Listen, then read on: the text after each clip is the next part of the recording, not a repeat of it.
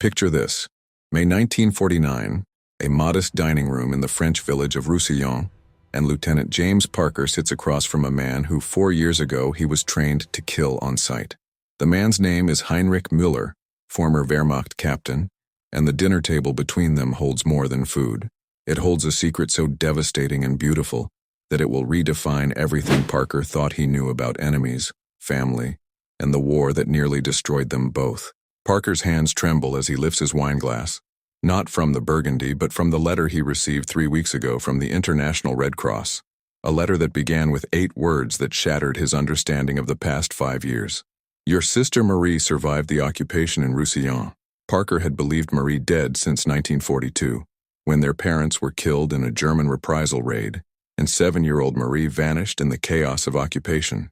For 7 years he'd carried that grief like a stone, and for 4 of those years he'd fought across Europe with a hatred so pure it sustained him through battles that broke other men. He'd killed German soldiers, perhaps a dozen, perhaps more, the exact count lost in the moral fog of combat, and every trigger pull felt like payment on a debt he could never fully settle. But the Red Cross letter changed everything. Marie was alive, 17 years old now, living in Roussillon under the protection of a German officer who'd taken her in when she was orphaned, who'd raised her as his own daughter through the darkest years of occupation, and who'd kept her safe even as Allied forces liberated France and turned protectors into war criminals overnight. That officer sits across from Parker now, an ordinary-looking man of 45 with graying hair and weary eyes, and the only thing preventing Parker from reaching across the table and strangling him is the other person in the room, Marie herself, who keeps calling this German monster Papa Heinrich and looking at him with a daughter's love that makes no sense in Parker's shattered worldview. By 1949, Europe was still processing the moral complexity of occupation years, still trying to determine who had been heroes and who had been collaborators, who deserved forgiveness, and who deserved the gallows. Over 300,000 French citizens had been accused of collaboration, thousands executed, and countless personal stories of survival and compromise remained buried under the official narrative of resistance and liberation. The dinner Parker finds himself at represents one of those buried stories, a truth so morally complicated that it defies the simple good versus evil framework that made fighting the war psychologically possible. How do you hate a man who saved your sister? How do you forgive someone who wore the uniform that killed your parents? And what does family mean when it's built on the foundations of enemy occupation, when the bonds that matter most transcend the national boundaries that politicians insist define who deserves our loyalty? This is the story of James Parker, an American infantry officer who spent 4 years fighting Germans, and Heinrich Müller, a Wehrmacht officer who spent those same years protecting a French orphan, and the impossible dinner where they had to reconcile 2 irreconcilable truths: that they were enemies who would have killed each other without hesitation on the battlefield, and that they were both fathers to the same young woman, bound by love for someone who existed because one of them had chosen compassion over the easier path of indifference. To understand James Parker, we need to go back to the 1920s and 1930s, to a world still healing from one catastrophic war while sleepwalking toward another even worse. Born in 1918 in Chicago to a second-generation Irish-American family, James grew up in a household where military service was considered both patriotic duty and economic opportunity, where his father's stories of fighting in France during the Great War shaped his understanding of what manhood required. The Parker family was solidly working class. James's father managed a small construction crew. His mother worked part-time at a department store, and they lived in a modest 3-bedroom house in a neighborhood where everyone knew everyone, and privacy was a luxury nobody could afford. James was the eldest of 3 children, with a younger brother Michael, who'd die of polio in 1936, and Marie, born in 1935 when James was already 17 and preparing to leave for college. The age gap meant James and Marie were never particularly close during childhood. He was essentially an adult by the time she was forming her first memories. But family bonds in Depression-era America ran deep regardless of proximity, and James took his role as oldest sibling seriously. He attended Northwestern University on a partial scholarship, studying engineering with dreams of designing bridges or buildings, practical ambitions for a practical young man who'd watched his father struggle financially and who understood that security came from having skills the world needed. But those ambitions were derailed by global events that James, like most Americans, initially tried to ignore as Europe's problem rather than America's. The rise of fascism in Italy, the Nazi takeover of Germany, the Spanish Civil War, Japan's aggression in China, these were alarming developments, but also distant ones, separated from Chicago by oceans that seemed to provide adequate protection. James graduated in 1940 and took a job with a Chicago engineering firm, designing water treatment facilities, work that was useful but not particularly exciting. His life was on a conventional trajectory.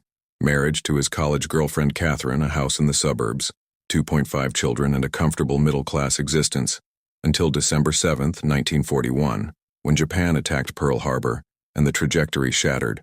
James enlisted in January 1942, driven partly by patriotic fervor that swept America after Pearl Harbor, but mostly by a personal crisis that made staying in civilian life impossible. His parents, who'd moved to France in 1938 to help manage his mother's family vineyard in Roussillon after her brother died childless, were trapped in occupied France with 7-year-old Marie.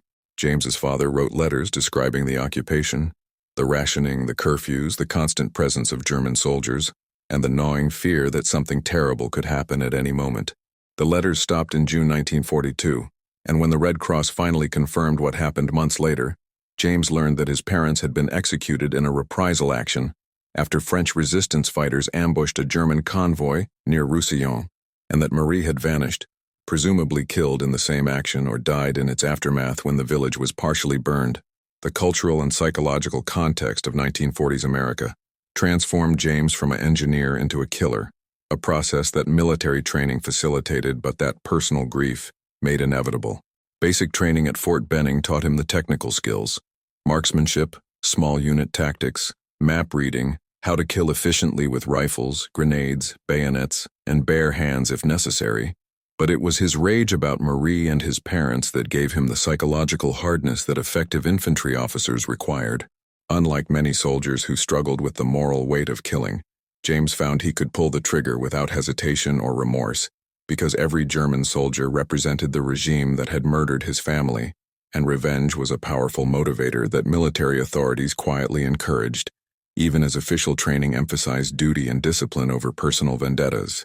He received his commission as a second lieutenant in October 1942 and shipped to England in early 1943 as part of the massive build-up for the eventual invasion of occupied Europe.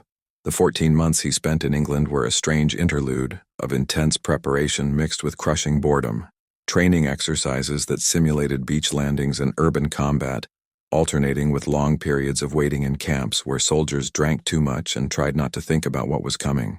James used that time to study French, to learn everything he could about occupied France, and to volunteer for any assignment that might eventually get him near Roussillon, driven by a fantasy of somehow finding evidence of what happened to Marie, perhaps even recovering her body for a proper burial. The D-Day landings on June 6, 1944, thrust James into combat under circumstances that made his training seem almost quaint in its inadequacy to prepare men for the reality of modern industrial warfare. He landed at Omaha Beach on D-Day +1, stepping over bodies that had washed up with the tide and moving inland through a landscape of destroyed bunkers and dead teenagers wearing both American and German uniforms. His battalion fought through the hedgerows of Normandy, a grinding campaign where progress was measured in hundreds of yards rather than miles, and where casualties accumulated with horrifying regularity. James proved to be a capable officer, keeping his men alive through competent tactical decisions while also displaying a willingness to close with the enemy that earned respect from soldiers who needed to believe their commander wouldn't ask them to take risks he wouldn't take himself. But James also developed a reputation for being merciless toward German prisoners, for interrogating them with the intensity that sometimes crossed into abuse, for making decisions about whether wounded Germans received medical treatment based on his assessment of their moral culpability rather than their medical needs. His company commander, Captain Robert Morrison, pulled him aside after an incident where James had beaten a captured German lieutenant who'd been carrying photographs of burned French villages, and warned him that hatred was understandable, but that indiscipline could get men killed. James nodded and said all the right things about maintaining standards, but privately he felt no remorse because these weren't just abstract enemies. They were members of the organization that had murdered his family. The challenges James faced went beyond the tactical and physical demands of combat to encompass the moral complexity of occupation and liberation, realities that propaganda had simplified, but that ground-level experience complicated enormously. When Allied forces liberated French villages and towns, they discovered that occupation had created moral ambiguities that simple notions of collaboration and resistance couldn't capture. There were women who'd had relationships with German soldiers, some coerced, some genuine, some purely transactional for survival, and who were now being publicly humiliated by having their heads shaved and being paraded through streets while crowds jeered. There were shopkeepers and bureaucrats who'd cooperated with occupation authorities to keep essential services running, and who now faced accusations of collaboration, even though their choices had often prevented worse outcomes. There were children fathered by German soldiers, innocent victims of circumstances they hadn't chosen, and who now faced stigma and rejection from communities looking for someone to blame. James watched these post-liberation reckonings with discomfort, because they forced him to recognize that occupation had been more complicated than military service had prepared him to understand, that survival under occupation required compromises that people who'd never faced those choices had no right to judge, and that his own certainty about German evil became harder to maintain when he met German POWs who were barely older than teenagers and who wept when shown photographs of bombed German cities where their families lived. One incident in particular shook James's moral certainty and foreshadowed the revelation that would come years later. In August 1944, his unit liberated a small village near Avranches, and in the chaos of retreat, a German medical officer was left behind with a dozen wounded German soldiers in a makeshift aid station. When James's men discovered them, the immediate instinct was to take them prisoner and move on, but the medical officer, a captain named Werner Schmidt, pleaded in broken French for James to leave medical supplies because several of the wounded would die without treatment, and because Schmidt had been caring for 3 French civilians injured in the fighting, including a 12-year-old boy with a shrapnel wound that would turn gangrenous without antibiotics. James faced a decision. Wehrmacht regulations and basic humanity suggested leaving supplies, but doing so meant helping enemy soldiers who might recover and return to combat, and his orders were to advance rapidly rather than getting bogged down in humanitarian concerns. He compromised by leaving minimal supplies sufficient for the French civilians, but not enough for all the German wounded, a decision that satisfied neither military efficiency nor humanitarian obligation, and that he'd later recognize as moral cowardice disguised as practicality. Captain Schmidt looked at him with an expression James couldn't quite interpret, not hatred or gratitude, but something like disappointed recognition, and said in careful French, "You are a good man who does not allow himself to be good. The war has done this to you." James left without responding, but the words stayed with him because they named something he'd felt but couldn't articulate, that the person he'd become during war was not the person he wanted to be, but that allowing himself to feel compassion for enemies felt like betraying Marie and his parents.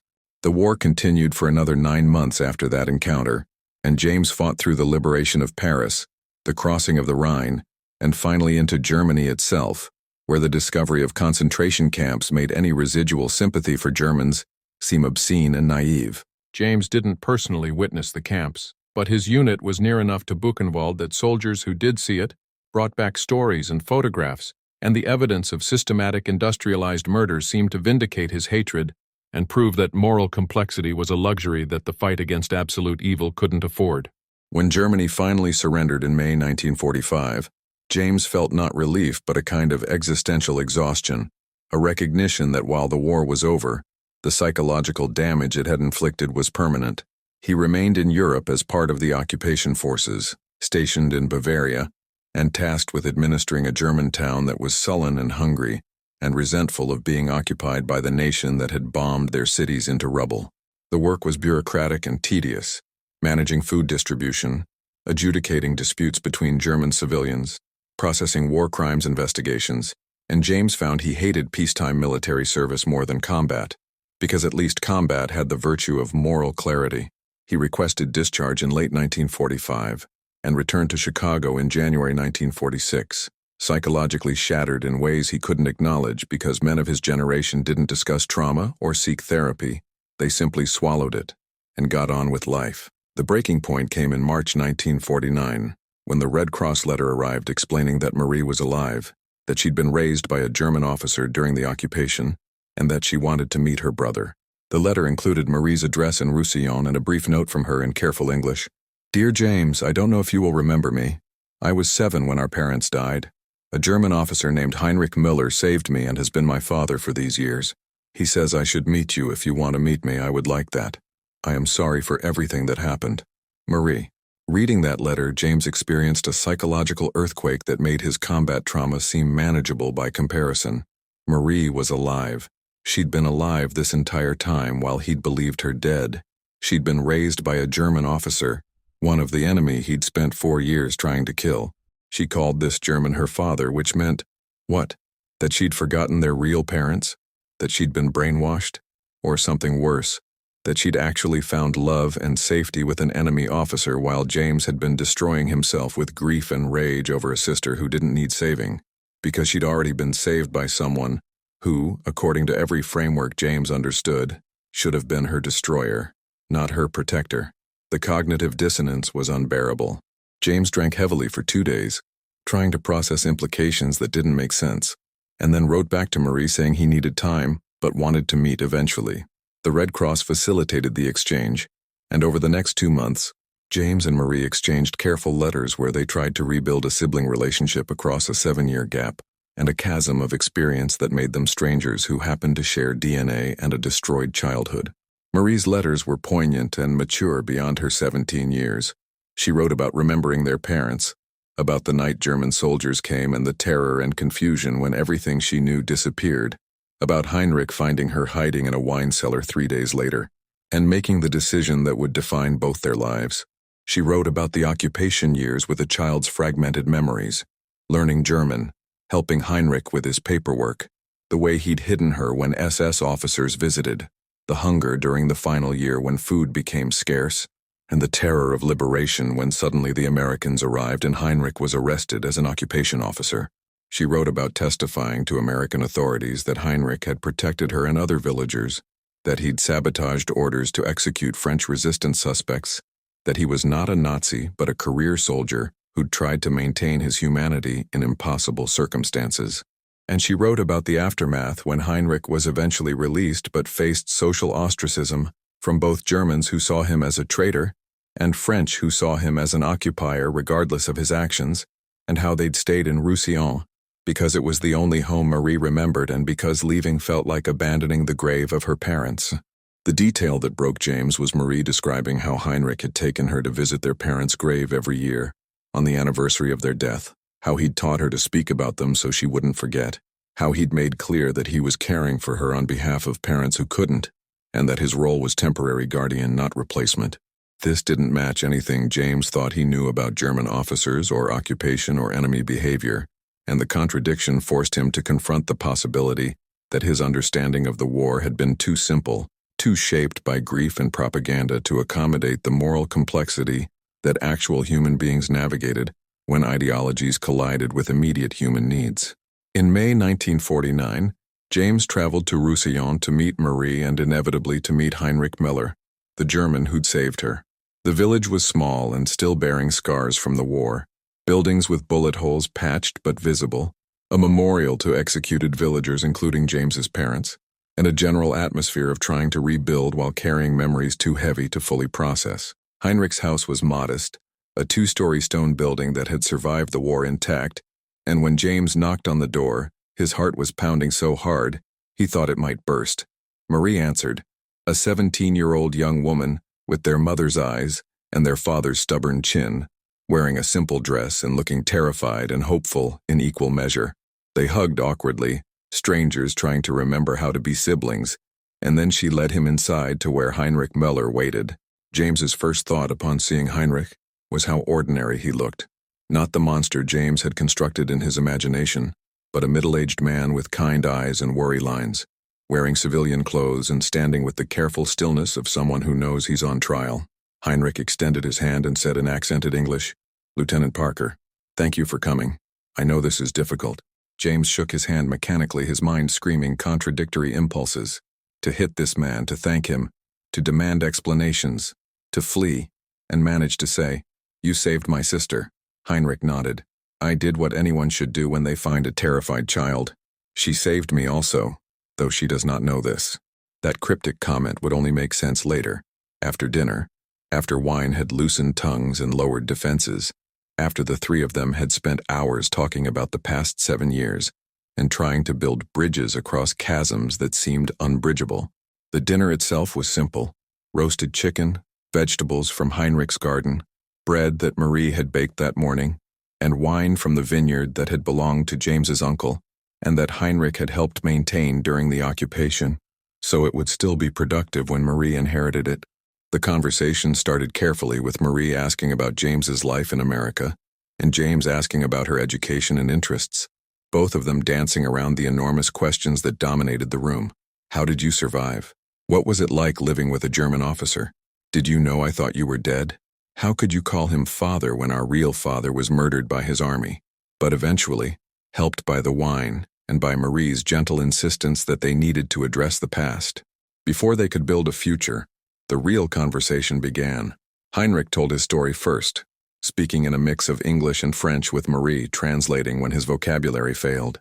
He'd been a career Wehrmacht officer, not a Nazi party member, who'd been assigned to Roussillon in 1941 as part of the occupation administration.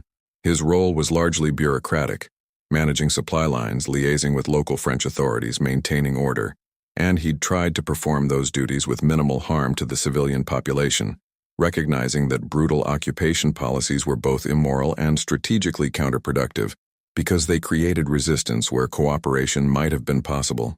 When the reprisal action was ordered in June 1942, 20 French civilians to be executed in response to the ambush that had killed 3 German soldiers, Heinrich had argued against it, citing military regulations that required proportional response and warning that massacring civilians would only intensify resistance. His objections were overruled by senior officers who wanted to make an example, and Heinrich was ordered to provide soldiers for the firing squad. He complied with the order, a fact he stated without excuse or justification, acknowledging that obedience to an immoral order didn't absolve him of moral responsibility, and James's parents were among the 20 executed. In the chaos that followed, as the village burned and civilians fled, Heinrich had discovered 7-year-old Marie hiding in a wine cellar, traumatized and mute with shock. Military regulations required him to turn her over to French civilian authorities, but the local authorities were either collaborationist bureaucrats, who might place her in an orphanage where conditions were brutal, or resistance sympathizers who might use her as a propaganda tool. Heinrich made a decision that he knew violated regulations and could result in his court-martial. He took Marie into his own household, claiming to occupation authorities that she was the daughter of a deceased German colleague and that he was serving as her guardian. This deception required creating forged identity papers, teaching Marie to speak German and to answer to a German name when officials were present, and constantly risking discovery that could result in both their deaths. He did all this, Heinrich explained, because finding that terrified child in the cellar and seeing in her eyes the same fear he'd seen in his own daughter's eyes when he'd left Germany forced him to recognize that the ideological categories that made war possible, enemy, ally, civilian, combatant, were abstractions that dissolved in the presence of actual suffering children. His own daughter had died of diphtheria in 1940, and his marriage had collapsed under the weight of that grief, and when he looked at Marie he saw a chance to do something that wasn't about nations or ideologies, but simply about preventing one more death in a war that was consuming everything good in the world. James listened to this explanation with emotions so complex he couldn't name them. Rage that this man had participated in murdering his parents, gratitude that he'd saved Marie, confusion about whether those two facts could coexist or whether one canceled the other, and a growing, horrified recognition that if their positions had been reversed, he wasn't certain he would have made the same choice Heinrich had made. The question he finally asked was simple but devastating. Why didn't you refuse the execution order? Heinrich's answer was quiet and unflinching. Because I was a coward. I told myself that refusing would accomplish nothing except my own court-martial, and that I could do more good by remaining in position where I could protect people like Marie. But the truth is, I was afraid, and I chose my own survival over moral courage, and I have lived with that choice every day since. I cannot ask forgiveness for that because there is no forgiveness adequate to the crime. I can only tell you that I've tried to honor your parents' memory by raising their daughter according to values they would have wanted, and I hope that counts for something even though I know it cannot erase what I did. The honesty of this response broke through James's defenses because it offered no excuses, no attempts to minimize or rationalize, just the bare acknowledgement of moral failure and the recognition that some wrongs can't be fixed, only lived with. James found himself weeping for his parents, for Marie's lost childhood, for the person he'd become during war, for the impossible complexity of trying to assign moral value to actions that contained both profound good and profound evil. Marie then shared her perspective, and her testimony completed the picture in ways that made simple judgment impossible. She remembered her parents, their faces, their voices, the feeling of safety they'd provided, but she also remembered Heinrich finding her in that cellar, remembered his gentleness when he could have been brutal, remembered him reading to her in French, even though speaking French in a German officer's household was risky, remembered him making sure she attended Catholic Mass, even though religion was politically suspect, and remembered most of all the way he'd never tried to replace her parents, but had always framed his role as keeping her safe until she could be reunited with family who might have survived. She described the occupation years from a child's perspective, the fear when SS officers visited, the hunger during the final year, the confusion of liberation when suddenly Americans were heroes and Germans were villains and Heinrich was arrested even though he'd protected her.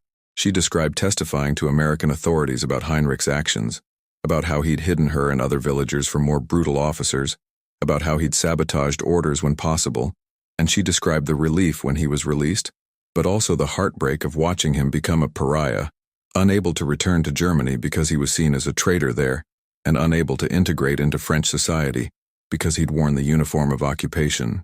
She'd chosen to stay with him, Marie explained, not because she'd forgotten her real family, but because he'd been her family when she had no other, and because abandoning him would have violated everything her parents had taught her about loyalty and gratitude.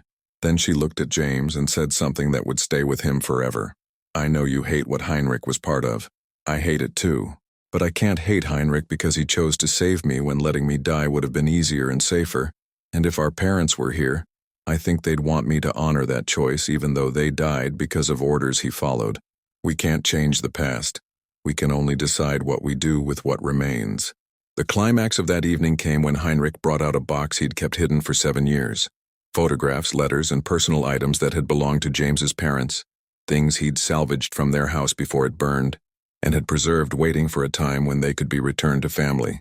Among the items were letters James's father had written but never sent, describing life under occupation and his fears for Marie's safety, and a journal his mother had kept that documented the final months of their lives. Reading his father's words, James discovered that his parents had known Heinrich, that his father had actually written, "The German captain who manages supply distribution is more decent than most. He warns us when SS officers are coming. He looks the other way when we hide food from requisitions, and yesterday he helped repair our roof without being asked. I don't know if this makes him good or simply less evil, but in these times perhaps that distinction doesn't matter." This evidence that his parents had seen Heinrich's humanity, that they'd benefited from his small acts of resistance even as they lived under the system he represented, complicated James's grief in profound ways.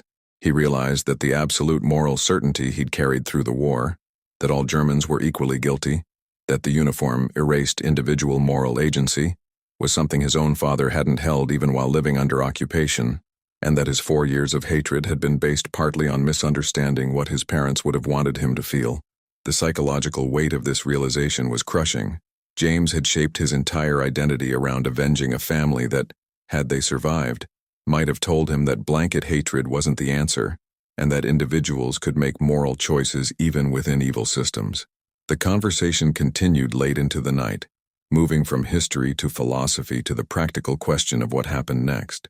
Heinrich made clear he expected nothing from James, not forgiveness, not friendship, not even acknowledgement, and that his only request was that James build a relationship with Marie because she'd lost enough family already. James, emotionally exhausted and psychologically transformed by the evening's revelations, found himself making an unexpected proposal, that he would return to Roussillon regularly to build that relationship with Marie, that he would help Heinrich maintain the vineyard that was Marie's inheritance, and that while he couldn't yet say he forgave Heinrich for his role in his parents' death, he could acknowledge that Heinrich's choice to save Marie was an act of profound moral courage that deserved recognition. The three of them stood in that modest dining room bound by grief and gratitude, and the recognition that they were family in a way that transcended biology or nationality, bound by shared loss, by impossible choices, by the way trauma creates connections that peacetime could never forge. It wasn't redemption exactly, because some things can't be redeemed, but it was reconciliation, the acknowledgement that healing requires accepting complexity, that justice and mercy sometimes conflict, and we have to choose which value matters more, and that the categories war creates, enemy, ally, guilty, innocent, often fail to capture the moral reality of how actual humans navigate impossible situations. The resolution of this story unfolded over years, and continues to resonate in ways that shaped post-war reconciliation movements and influenced how subsequent generations understood the moral complexity of occupation and resistance. James returned to Roussillon multiple times between 1949 and 1953, gradually building a relationship with Marie that was part sibling bond and part mentorship, teaching her about their family history while learning from her about survival and resilience.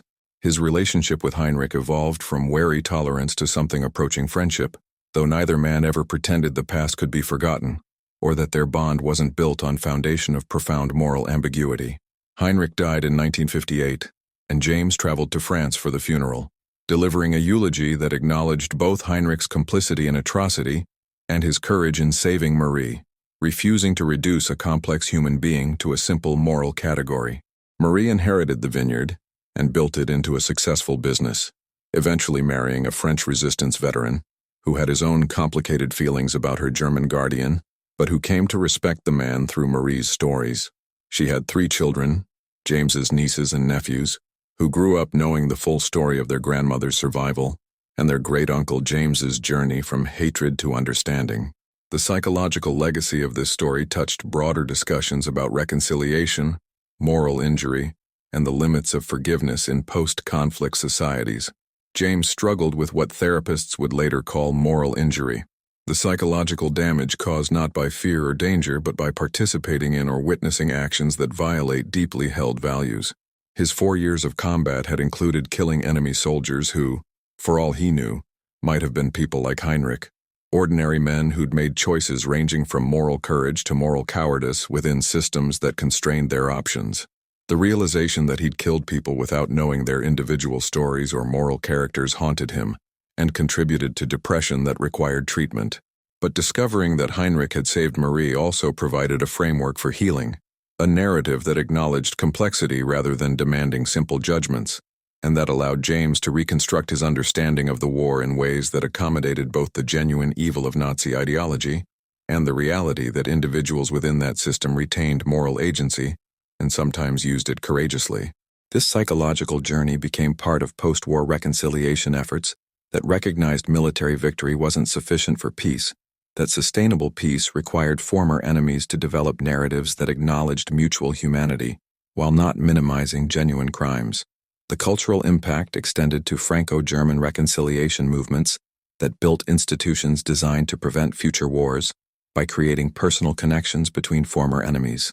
Town twinning programs, youth exchanges, and shared commemoration of war dead all drew on the recognition that dehumanizing enemies was what made wars possible, and that rehumanizing them was essential for preventing future conflicts.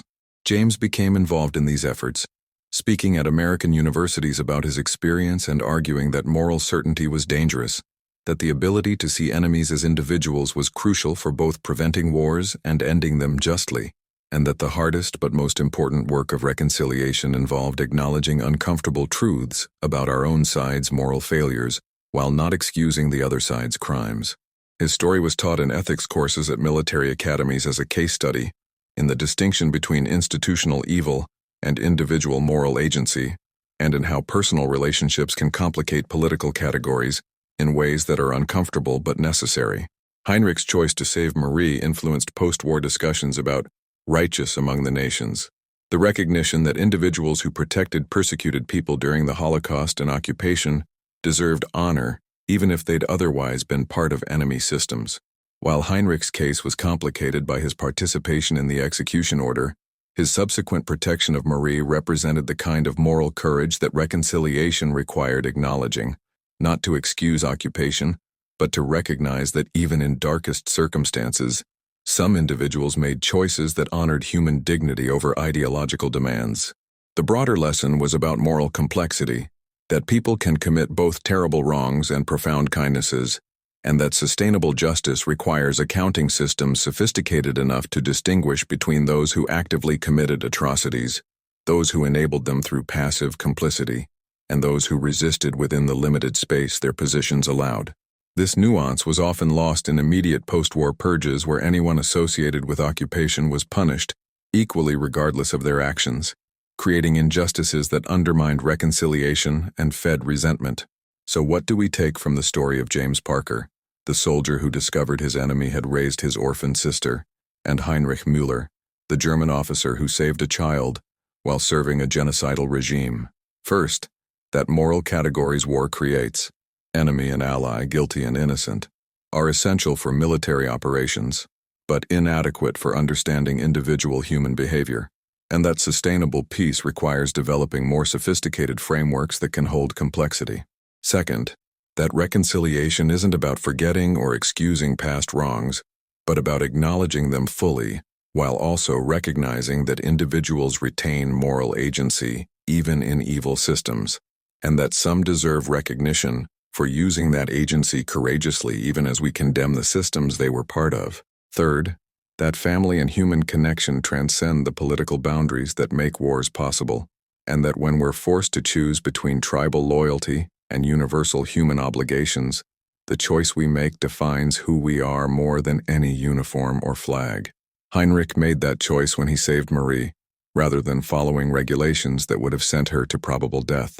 James made that choice when he accepted that the man who participated in his parents' execution could also be the man who gave him back his sister.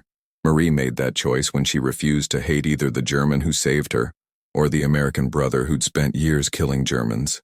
None of these choices erased the past or made the pain less real, but they created possibilities for futures that hatred would have foreclosed.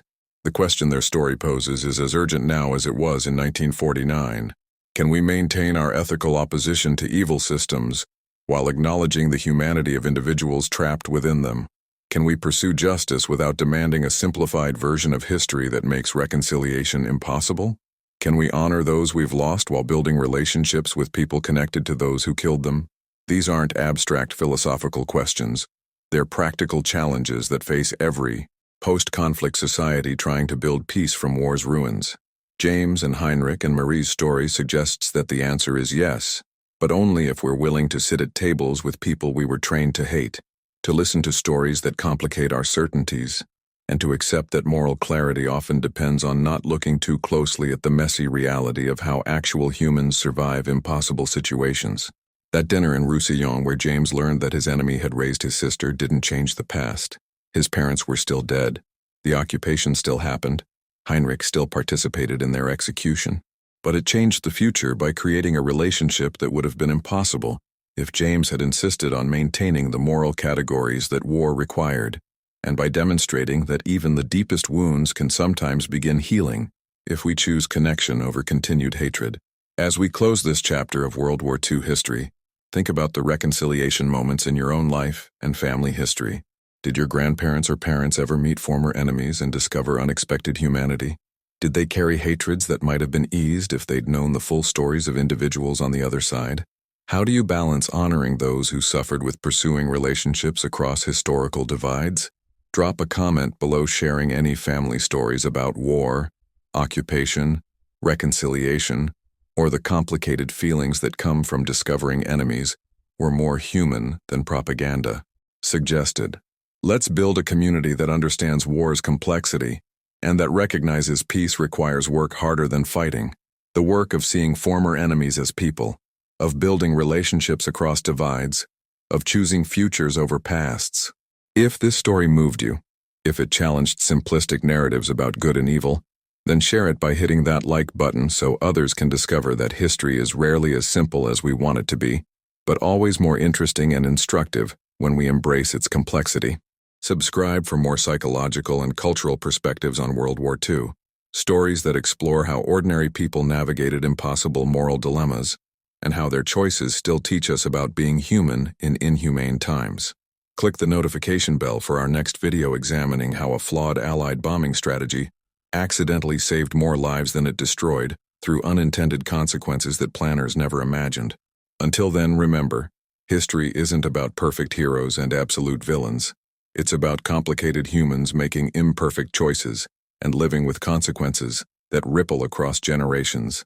James Parker sat at a dinner table with the man who helped kill his parents and discovered that same man had saved his sister, and that impossible contradiction taught him more about war, peace, family, and humanity than 4 years of combat ever could.